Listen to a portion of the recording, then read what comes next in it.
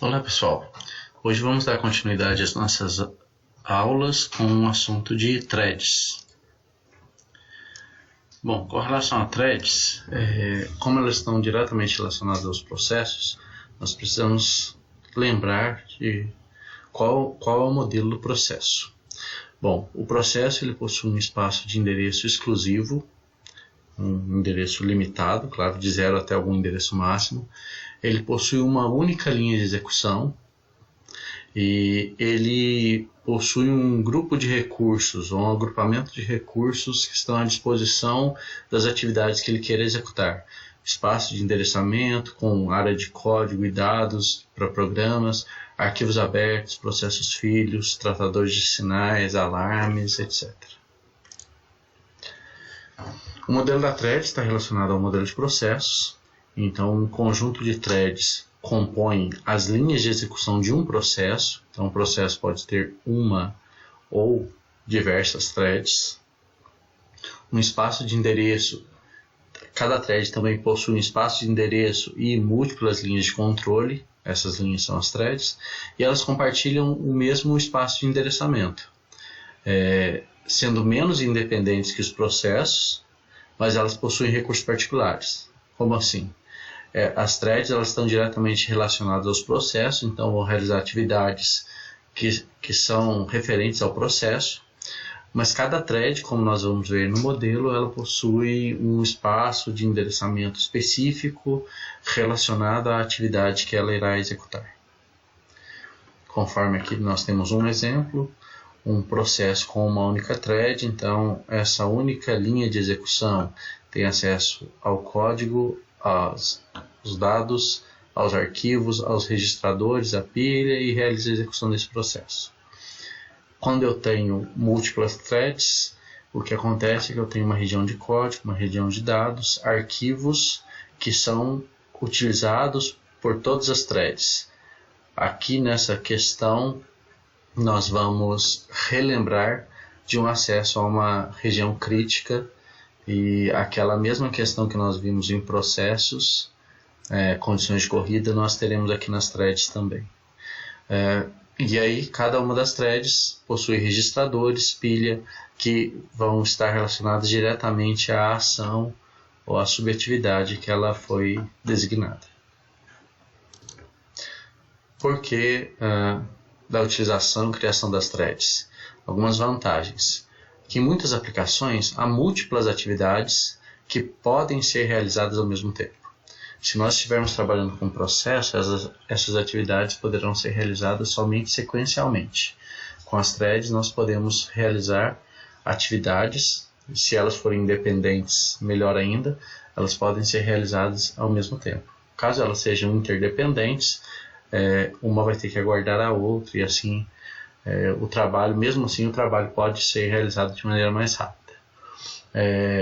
Uma outra vantagem, nós falamos de CPU bound e IO bound, que são algumas tendências do processo utilizar mais dispositivos de entrada e saída ou mais CPU. Se eu tenho threads separadas, eu posso ter algumas threads que são mais orientadas à utilização de CPU e outras threads que são orientadas a dispositivos de entrada e saída. Aqui nesta figura nós temos o exemplo de algumas threads relacionadas a um editor de texto. Nesse canto esquerdo nós temos uma thread que é interativa com o usuário e ela trata os dados que são enviados pelo usuário. Então uma thread de entrada e saída fica monitorando a digitação do usuário. Existe uma thread também que formata e reformata o conteúdo em segundo plano, à medida que o usuário digita novos textos no editor.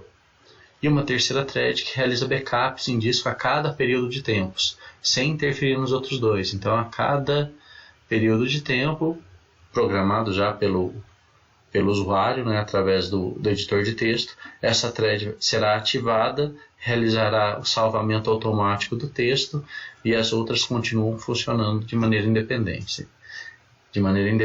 Então, esse é um exemplo de funcionamento das threads. Mais um exemplo aqui relacionado ainda a um editor de texto. Então eu tenho o programa sendo executado. Então abri o Microsoft Word, por exemplo, e eu crio um novo documento edito um documento existente e abro um outro documento. Cada um desses documentos será um processo. Cada um desses processos, possuindo threads, pode realizar diversas ações. Com relação à criação de um novo documento, tem uma thread de interface de usuário, que vai ficar responsável por todo o tratamento relacionado à parte gráfica de interface que o usuário precisa se relacionar. Uma segunda thread para salvamento das imagens, trabalhando nesse salvamento. E uma terceira thread trabalhando na mudança das fontes. Então nós temos essas threads com ações diferentes, todas relacionadas à criação, à execução desse processo. E nós podemos também ter threads nos outros processos. Nós temos também as tasks, que elas vão rodar dentro de um pool de threads, e nós veremos essa funcionalidade logo à frente. Mais um exemplo aqui. A vantagem das threads é que nós podemos decompor as atividades do processo em atividades paralelas, em subatividades, e algumas precisam de compartilhamento de espaço, de endereços, então essa é uma vantagem das threads. Então nós temos aqui um compartilhamento de espaço de endereço, 5 threads, 3 em um espaço, 2 em outro. Essa thread está realizando uma execução na CPU, essa thread por algum motivo está bloqueada, e essa terceira thread também realiza uma atividade na CPU, relacionada a esse espaço de endereçamento. No segundo caso, existe uma thread utilizando a CPU e a outra bloqueada. Caso nós não tivéssemos threads e o processo estivesse realizando as atividades referentes a essa segunda thread, o processo todo estaria bloqueado, esperando uma resposta, que pode ser uma resposta de entrada e saída ou um comando de espera somente. No caso das threads, o processo continua tendo atividades sendo realizadas, mas somente essa thread de IO-bound, por exemplo, ela estaria bloqueada enquanto o processo continua tendo a execução de suas atividades. Relacionado a essas características, nós temos algumas vantagens para as threads. A primeira delas é o tempo de resposta.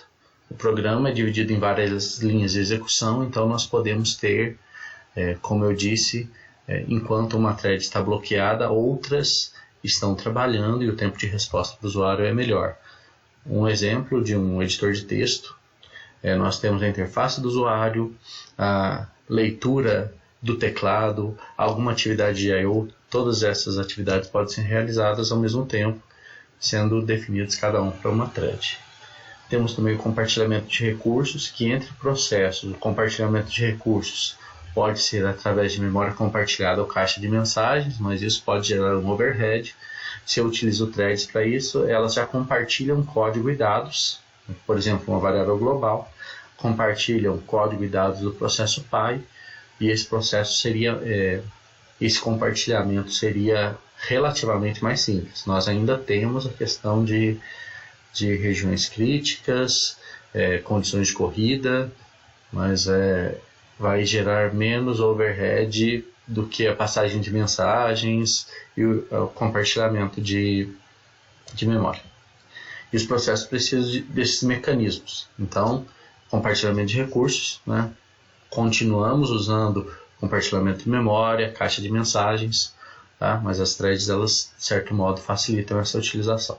Existem vantagens e desvantagens.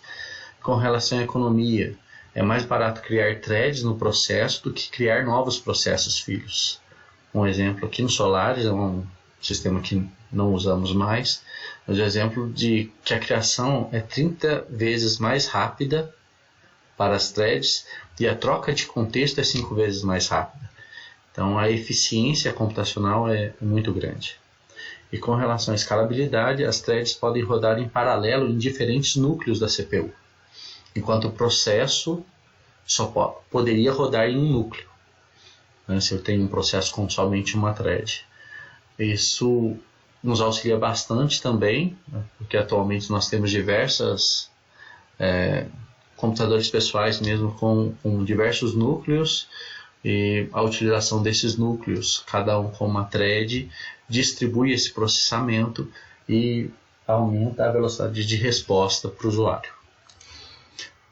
como eu acabei de falar, ele é útil em sistemas com múltiplas CPUs, que é um paralelismo real, né? E a arquitetura de servidores com multithread, por exemplo, eu tenho um cliente, ele realiza uma requisição para o servidor cria uma thread para responder a essa requisição e fica aguardando por atividades adicionais. Se eu tivesse um processo, ele poderia estar bloqueado para a resolução desse problema inicial. Com relação ao paralelismo, nós temos duas informações importantes aqui, que são duas características diferentes, o paralelismo de dados e o paralelismo de tarefa. O paralelismo de dados está relacionado à informação que vai ser processada. Então, como aqui diz, né, a distribuição das partes, os subsets de um dado, e a realização dele em diversos núcleos, mesma operação em todos os núcleos. Então, eu só altero em cada um dos núcleos a informação que vai ser processada. Como exemplo, nós temos a soma de diversos elementos de um vetor de tamanho n. Se eu tenho n núcleos, o vetor pode ser somado em um ciclo de máquina, porque cada um dos núcleos ficará responsável por um elemento do vetor e realizará a mesma ação sobre esse elemento, sobre esses elementos que seriam a soma. Então esse é o paralelismo de dados. No paralelismo de tarefa, esse paralelismo envolve a distribuição das tarefas em múltiplos núcleos. Então cada núcleo ficará responsável por uma tarefa, uma subinstrução, uma operação específica relacionada àquele processo. Então, diferentes threads podem operar sobre o mesmo dado ou sobre dados diferentes nesse caso. Com relação às threads, nós também utilizamos a troca de contexto. Lembre-se que para o processador a thread ela vai ocupar um tempo de processamento, então depois de um certo tempo, no caso do preemptivo, o sistema operacional controla a utilização da CPU. Tem aquela questão, nós já falamos do compartilhamento da CPU é garantido, porque um time slice, uma faixa, uma parcela do tempo é distribuído para cada atividade, cada processo, ou cada task. E nós temos também a troca de contexto cooperativa. Cooperativa, controle da thread, assim como na cooperativa controle do processo, ele pode liberar a CPU voluntariamente ou utilizá-la até a finalização do seu processamento. Como eu disse anteriormente, existem vantagens e desvantagens na utilização de threads. Um problema na utilização de threads é o cancelamento de uma thread. Nós vamos ver com detalhes. O controle e manuseio de sinais também para controle das threads. O manuseio de dados de uma thread específica, porque o processador o que ele faz é devolver uma resposta ao processo que possui aquelas threads. O processo deve gerenciar que thread vai receber aquela resposta. Então existe esse nível de complexidade. E o escalonamento de ações para cada uma das threads, as prioridades que elas possam ter ou não. Com relação ao cancelamento, o cancelamento assíncrono finaliza a thread imediatamente e o cancelamento aprovado permite que a thread verifique periodicamente se deve ser cancelada. Então, dois tipos de cancelamento, um que finaliza imediatamente, outro que a thread, ao terminar cada ação, cada subgrupo de tarefas, ela verifica se foi solicitado que ela seja cancelada, que ela encerre as atividades que não é mais necessária. Então ela verifica, a flag não está ativa, então eu vou ser executado novamente. Caso a flag esteja ativa, a própria thread solicita o cancelamento. Como cada thread pode ter acesso a qualquer endereço de memória dentro do espaço do processo, uma thread pode ler, escrever, apagar a pilha ou as variáveis globais de outra thread. E aí nós entramos novamente na questão de um acesso a uma região crítica, e por isso existe a necessidade de executar que a execução seja de modo sincronizado. Nas próximas aulas veremos métodos para que isso ocorra. Voltamos aqui então àquele exemplo que já foi explicado na aula passada, com relação à concorrência, as condições de corrida com relação a uma variável ou a uma região de memória compartilhada, sendo que isso pode resultar em inconsistências da informação. Então, assim como nós devemos ter cautela com relação a isso, com relação aos processos, não é diferente com relação às threads. Nós temos um outro exemplo aqui relacionado a um spool de impressão. Dentro do spool de impressão, o slot 7 está liberado. Então, o próximo processo que quiser imprimir algo deve colocar essa informação no slot 7. Então, nós temos aqui as variáveis de controle. 4 é o início da fila, 7 é o fim da fila, já é o espaço vago. E nós podemos ter entre dois processos uma condição de corrida para uma região crítica. E isso pode gerar inconsistências. Nós vamos ver todas essas questões e metodologias para resolver isso com mais detalhes nas próximas aulas. Eu falei a respeito desse termo, só conceituando agora o que é uma seção crítica. Quando N processos competem para usar alguma estrutura de dados compartilhada, essa estrutura é denominada seção crítica. Então, eu tenho uma seção onde somente um processo precisa utilizá-la. Então, essa seção não é crítica, ela não pode vir a gerar dados inconsistentes. Quando vários processos simultaneamente precisam acessar e alterar essa região, então nós temos, ela é denominada seção crítica. Aqui nós temos um exemplo das threads, do diagrama de estados relacionado a Java. Então, quando eu crio uma nova thread, a thread está no estado novo, eu inicio minha thread, então ela vem para o estado pronto, que ela pode ser executada. O escalonador pode colocar essa thread em execução. A partir do momento que ela está em execução, ela fica indefinidamente em execução até que alguma condição venha a parar essa execução. Quais são as condições? Quando eu tenho o retorno do meu método run, quer dizer, eu obtive a resposta necessária, então a thread é mudado o seu status para terminada. Quando ocorre a utilização do comando sleep, então a thread vai dormir, então ela tem um tempo para dormir. Depois que esse tempo passou, ela volta para o estado de pronto, para a fila de prontos. Ela pode ser bloqueada também enquanto está aguardando um recurso, e ao receber esse recurso ela volta para a fila de prontos. E ela pode também ficar esperando até que seja notificada através do comando wait. Então ela espera, quando recebe a notificação, alguma resposta, ela volta para o estado de pronto, para que assim possa executar. Ok? Então aqueles que programam em Java já devem facilmente reconhecer aqui esses comandos e entender que nós estamos falando do mesmo tipo de estrutura, que são as threads. Aqui nós temos também o diagrama de status das threads no Windows. Então aqui eu tenho a minha thread como pronta.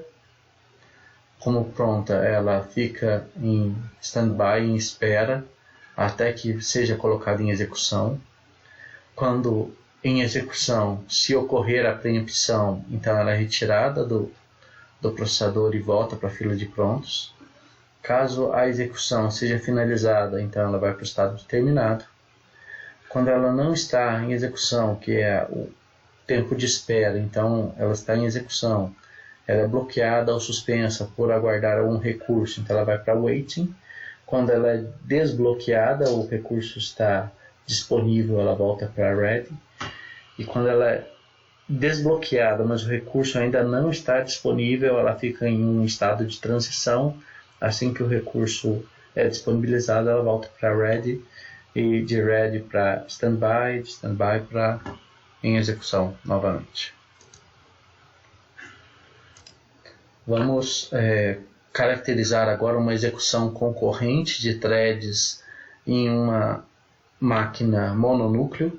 Então eu tenho 4 threads, uma CPU com núcleo executa cada thread. Então eu tenho a thread 1 executada durante uma parcela de tempo, depois a thread 2, thread 3, 4, e sendo essa a ordem qual elas voltam para o final da fila, eu terei a execução 1, 2, 3, 4, 1, 2, 3, 4, até que uma delas seja finalizada e assim as atividades vão sendo concluídas. Aqui embaixo eu tenho outro exemplo com 3 processos. O processo A possui 3 threads, o processo B somente uma e o processo C possui 2. As threads consideradas pelo escalonador são o somatório dessas threads, então eu tenho 6 threads que entram na fila e as threads selecionadas vão, conforme as regras do escalonador e sua posição na fila, sendo executadas pela CPU e seus resultados serão devolvidos a cada um dos processos que as detêm. Esse exemplo apresenta uma execução paralela. Eu já tenho multinúcleos, no caso 2 núcleos, 2 CPUs com um núcleo cada uma, ou uma CPU com 2 núcleos. Então é possível que 2 threads sejam executadas paralelamente. Nesse exemplo, cada uma das threads é executada novamente após 2 ciclos de clock. Então eu tenho a thread 1 sendo executada no núcleo 1, a thread 2 no núcleo 2, a thread depois que elas deixam os núcleos, a execução é das threads 3 e 4, e o próximo ciclo, a thread 1 e 2 já voltam para os núcleos. Como nós vimos numa especificação em aulas anteriores de CPUs, as CPUs suportam algumas threads. Nós temos sempre que analisar a especificação da CPU para verificar isso. E cada núcleo ele executa uma thread por vez. A questão é que outras threads podem já estar carregadas no contexto desse núcleo, acelerando a troca de contexto. O problema é quando essa thread, todo o contexto dela precisa ser levado para um outro núcleo. Nós veremos também essa questão em aulas à frente. Então nós temos aqui a execução paralela, processos A, B, C, D e E. Temos aqui as threads consideradas para cada processo, e aqui o escalonador ele divide em filas. Nós vamos ver essas questões de prioridade, essas divisões, quais critérios são usados. E aqui cada uma dessas threads será vista por vez, cada uma dessas concorre a um slot para que possa ter acesso à CPU.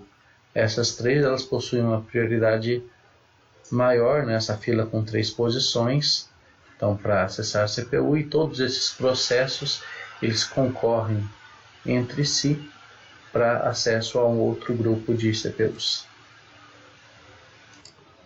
Trabalhando com threads com sistema multinúcleo, existem outros desafios para o controle de threads, tendo em vista que são diversas as possibilidades de implementação, os caminhos de dados e toda a complexidade de entrega da resolução das atividades realizadas pelas threads. Então, desse modo, existem alguns pontos aqui importantes para destacarmos. Isso já é voltado a uma programação multinúcleo, só para nós caracterizarmos. É interessante identificar as tarefas, então sessões que podem ser divididas entre threads. Algumas linguagens de programação já permitem essa identificação.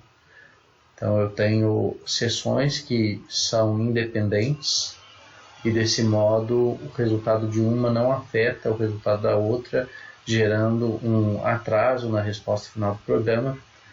O balanceamento também, equalizar esse trabalho realizado por cada thread, de modo que as funções tenham um tempo de resposta a cada uma das atividades o mais próximo possível uma das outras, para que uma thread eu não tenha um tempo X para a execução dela, outra thread é 10X.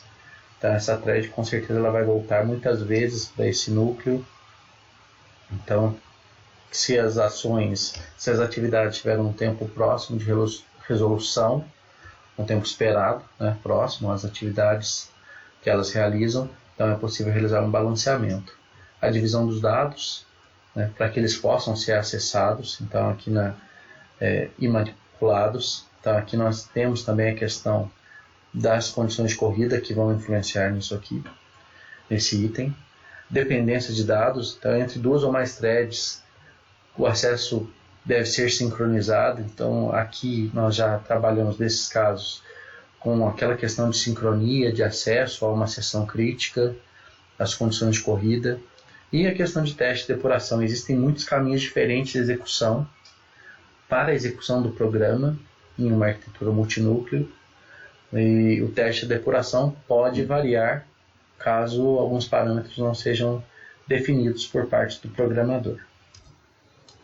Nós temos também uma diferenciação entre as threads do nível do usuário e do kernel.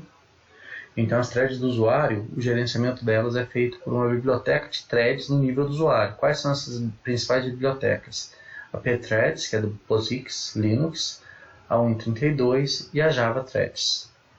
E as threads do kernel são suportadas pelo kernel, são relacionadas à execução dos sistemas operacionais.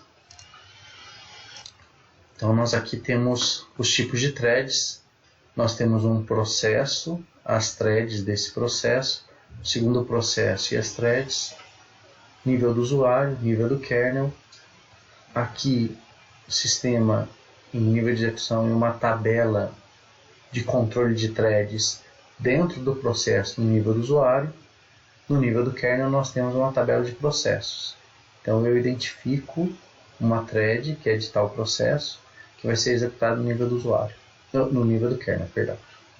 Eu tenho aqui meus processos e as threads relacionadas ao processo, e no kernel eu controlo a tabela de processos e a tabela de threads. A complexidade, as diferenças, vantagens e desvantagens nós veremos em próximos slides e próximas aulas. As threads no modo usuário, elas são implementadas totalmente no espaço de usuário. Então, como nós vimos aqui, a thread, modo usuário, a tabela de controle das threads está dentro do processo no modo usuário. Por meio de uma biblioteca, né, que vai realizar a criação, exclusão, execução, todos os comandos necessários. A criação e o escalonamento são realizados sem o conhecimento do kernel, porque para o kernel é como se rodasse um programa monothread, e elas são gerenciadas como processo no kernel. Então, o que o kernel enxerga, nesse caso? Somente processos. Se uma thread é enviada, o kernel enxerga que é uma atividade relacionada a esse processo. Então, a próxima thread será uma atividade relacionada a esse processo. Sempre o kernel, nesse caso, vai enxergar somente o processo que a thread representa. As threads no modo usuário, cada processo possui sua própria tabela de threads, né, como nós mostramos aqui. Funciona como uma tabela de processos. Então, a tabela de processos em um nível de usuário, esse controle é feito aqui, tá? E controla apenas as propriedades da thread. Então, controla onde está o contador de programas, o ponteiro da pilha, registradores, estado das threads. Então, esse controle que é feito pelo kernel é feito em um outro nível, com outro nível de complexidade também, no espaço do usuário. Como é realizado esse escalonamento das threads no modo usuário? O núcleo ele escolhe o processo e passa o controle para o processo. O processo escolhe a thread. Então a gerência da thread fica no espaço do usuário. O núcleo sempre vai escalonar os processos. Ele não tem conhecimento da existência de threads. Então vamos imaginar o seguinte: um processo tem 3 threads, o outro processo 4, que é esse exemplo aqui. Como o núcleo escalona o processo, nós temos aqui a divisão, né? A1, A2, A3, A1, A2, A3. Por que isso é possível? Porque o processo, toda vez que o processo A1 receber a possibilidade de usar o núcleo, ele vai escalonar entre as possibilidades que ele tem, que são essas threads. porque o kernel não pode realizar A1, B1, A2, B2, porque ele não tem conhecimento da thread. Ele conhece só o processo. Então, nesse caso, ele passa o comando para o processo A. E o processo A envia thread 1, thread 2, thread 3. Quando ele passar para o B, o processo B vai gerenciar as threads conforme as suas regras. Então, nesse caso, a variação entre uma thread de um processo e uma thread do outro não ocorre necessariamente porque o kernel vai lidar com os processos e não com as threads. Então, as threads, nesse caso, no modo do usuário, o escalonamento não é conhecido e não é visualizado pelo núcleo. O núcleo visualiza e controla somente os processos. No modo usuário, o escalonamento ocorre de modo que muitas threads no nível do usuário são mapeadas para uma única thread no kernel. Então, tem diversas threads, só que no kernel elas são vistas somente como o processo que elas fazem parte.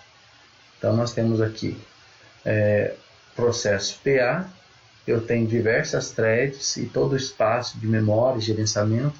Existe uma biblioteca que gerencia essas threads. No núcleo, é visto somente como uma única thread. Então, tenho de muitos para 1. Tá? Por isso, o modelo N para 1. Mesmo exemplo aqui, eu tenho 5 threads nesse processo PB, só que no núcleo somente uma linha de execução, porque é a linha relacionada ao processo.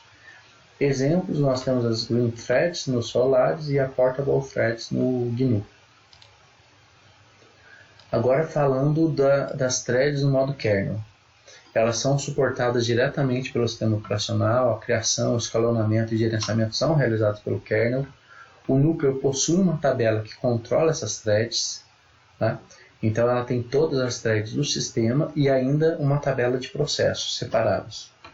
As tabelas estão no nível do kernel, então a complexidade de controle é do kernel, e existem alguns algoritmos de escalonamento utilizados pelo kernel, que são round robin, prioridade, e nós vamos ver com detalhes como esses algoritmos funcionam em aulas à frente. Com relação ao modo kernel e a utilização de threads, essa gerência é mais cara devido à alternância entre modo usuário e modo kernel. Sempre que uma thread necessitar de troca, é preciso um chaveamento entre esses modos.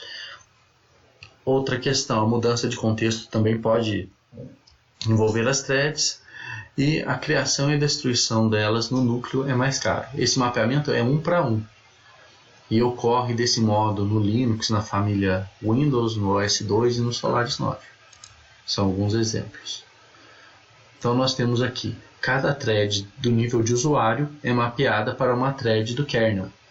O Windows New Technology, o XP 2000, o Linux usam isso. Então eu tenho uma thread de usuário e eu tenho uma thread, essa thread mapeada no kernel. Então eu tenho um modelo 1 para 1. Nesse modelo, o núcleo escolhe a thread diretamente. A thread recebe o quantum, não é mais o processo. Então, no caso anterior, no modo usuário, o processo recebeu o quantum. Aqui a thread é quem recebe o quantum. Lembrando que quantum é a parcela de tempo que é fornecida para o processo ou a thread para que possa ter acesso ao processador. Então, e a thread é suspensa quando excede o quantum. A thread é bloqueada também por solicitação de entrada e saída, mas como nós dissemos em slides anteriores, ela não bloqueia o processo. É uma vantagem. Então só aquela thread vai ficar bloqueada sem bloqueio do processo. E também a thread, esse escalonamento em modo kernel, ele permite múltiplas threads em paralelo. Então eu posso ter múltiplas threads do mesmo processo sendo executadas em paralelo. Um modelo um pouco mais complexo, né? É um modelo multithreads de muitos para muitos, que permite que muitas threads do nível de usuário sejam mapeadas em muitas threads do nível do kernel. Permite que o sistema operacional crie um número suficiente de threads do kernel para que essa relação ocorra. Então, versões do Solaris anteriores a 9, Windows NT 2000, com um pacote específico, Threadfiber, eles realizam esse tipo de relacionamento. Esse tipo de relacionamento é denominado modo híbrido, né, similar ao modelo N para M. Existe a permissão de uma thread do usuário ligada à thread do kernel. Tá? Então existe um relacionamento aí. Exemplos de alguns sistemas: Arix, HP UX, True64, Solaris 8 e versões anteriores. Agora é interessante uma breve comparação entre a thread no nível do usuário e do kernel. A thread no nível do usuário é implementada pelo usuário, enquanto a thread no nível do kernel é implementada pelo sistema operacional. O sistema operacional ele não reconhece as threads no nível de usuário, porque ele só consegue enxergar o processo, e é o processo que gerencia a utilização dessas threads. As threads no nível do kernel são reconhecidas e controladas pela CO. A implementação de threads no nível do usuário é fácil, enquanto a implementação de threads no nível do kernel é mais complexa. Existe também a questão de troca de contexto no nível do usuário, que é relativamente mais simples do que no nível do kernel. Pois no nível do usuário não requer suporte de hardware para troca de contexto, enquanto no nível do kernel esse suporte é necessário. Uma questão importante com relação à thread no nível do usuário: se uma thread no nível do usuário for bloqueada, sua operação for bloqueada, o processo inteiro é bloqueado. Se uma thread no nível do kernel for bloqueada, então outra thread pode continuar a operação, uma outra operação, né, relacionada ao processo, e o processo não é bloqueado. Né? Então, exemplos de thread no nível do usuário, nós temos a Java Thread e a POSIX, e exemplos de thread no nível do kernel, Windows e Solaris. Nós já falamos das APIs, né, das bibliotecas, para facilitar o programador a gerência, acesso do sistema, e elas facilitam na criação das threads e no gerenciamento também. Duas formas de implementação das APIs: é uma biblioteca que esteja totalmente no espaço do usuário e outra que esteja no nível do kernel, suportada pelo sistema. Nós temos aqui o exemplo de uma API padrão POSIX, a I3ES 1003.1c, que é usada para criação e sincronização de threads. Ela funciona tanto no nível do usuário quanto no nível do kernel. E ela especifica o comportamento da biblioteca. Então nós temos o hardware, os drivers para os dispositivos, aqui um exemplo de utilização do FreeRTOS, kernel do FreeRTOS, bibliotecas relacionadas a questões internas a ele, o POSIX como essa camada de abstração para as APIs, middleware e uma aplicação embarcada, né, do usuário. Aqui os níveis para nós entendermos onde fica a camada de abstração dessa API. As threads relacionadas a Java são gerenciadas pela máquina virtual, né, e importante porque elas são implementadas no modo de threads que é fornecido pelo sistema operacional subjacente. Tá? Pode ser criadas estendendo a classe thread ou implementando a interface runnable. Quem já programou em Java deve ter usado por diversas vezes esses comandos, essa extensão da classe ou implementação da interface. E vocês também têm acesso na disciplina de sistemas distribuídos a praticarem, né, esses comandos e esses conceitos. Agora nós vamos tratar de algumas questões relacionadas a threads no sistema, que eu já apresentei brevemente algumas delas, que é a semântica das chamadas de criação e execução das threads, o cancelamento de uma thread, se ele é assíncrono ou se ele é postergado, como ocorre o tratamento de sinais, a pool de threads, os dados específicos relacionados a uma thread e a ativação do escalonador, como ocorre. com relação ao comando fork.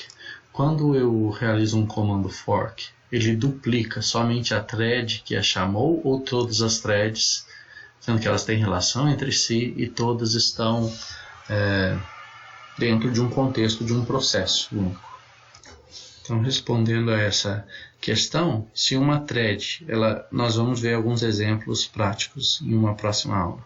Se uma thread invoca a chamada de sistema exec, o programa substitui todo o processo, incluindo as threads. E o tipo de chamada fork a ser utilizado depende se a chamada exec é realizada imediatamente após o fork, porque caso isso ocorra, o programa todo será substituído. Tá joia? E essa é uma questão que nós vamos ver em uma próxima aula mais prática. Cancelamento de uma thread, como ocorre? Existem duas abordagens, como eu já disse anteriormente. O cancelamento assíncrono, ela termina a thread alvo imediatamente, ou o cancelamento postergado, que permite que a thread verifique se deve ser cancelada periodicamente. Periodicamente ela verifica uma flag, ela verifica um status para saber se seu processamento da atividade ainda é necessária ou não.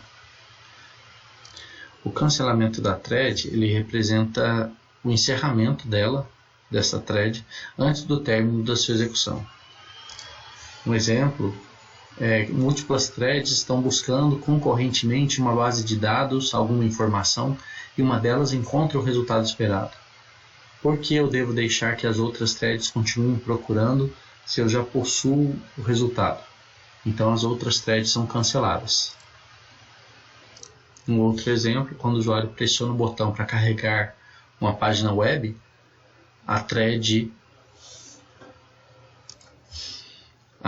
aquela função que estava sendo executada, é cancelada e todo o processo é reiniciado.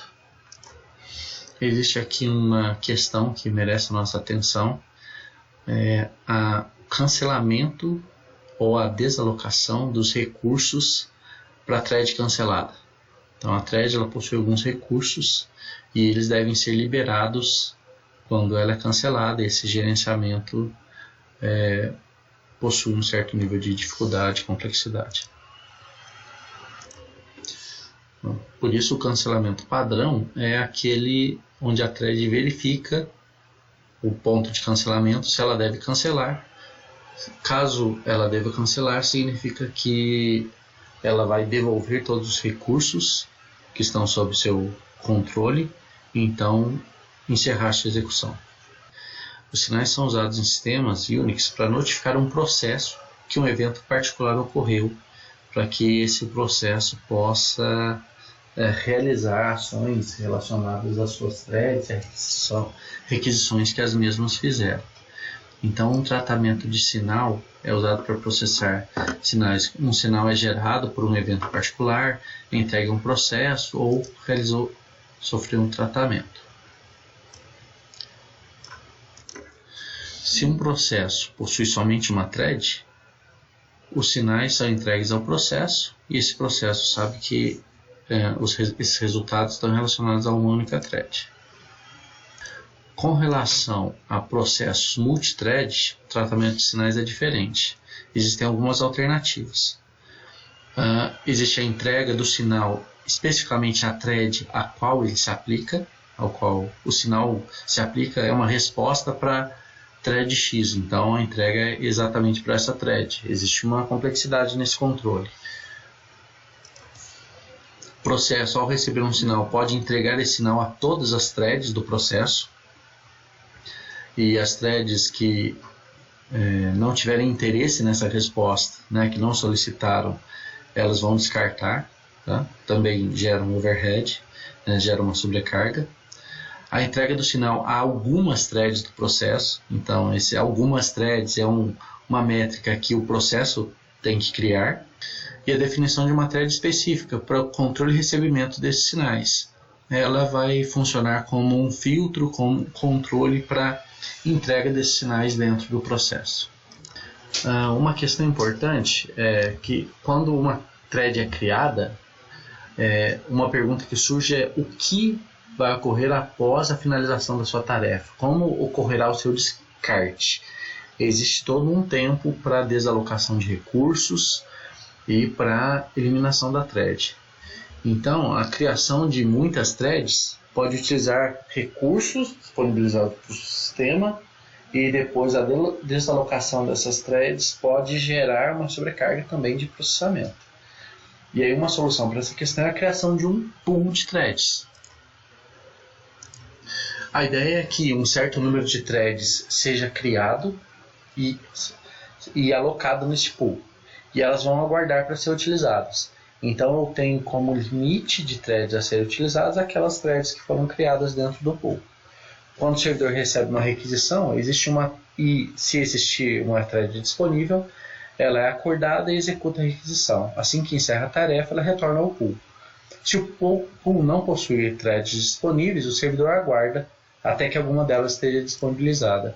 Então, desse modo, existe uma economia da questão de criação e alocação e desalocação dos recursos relacionados às threads.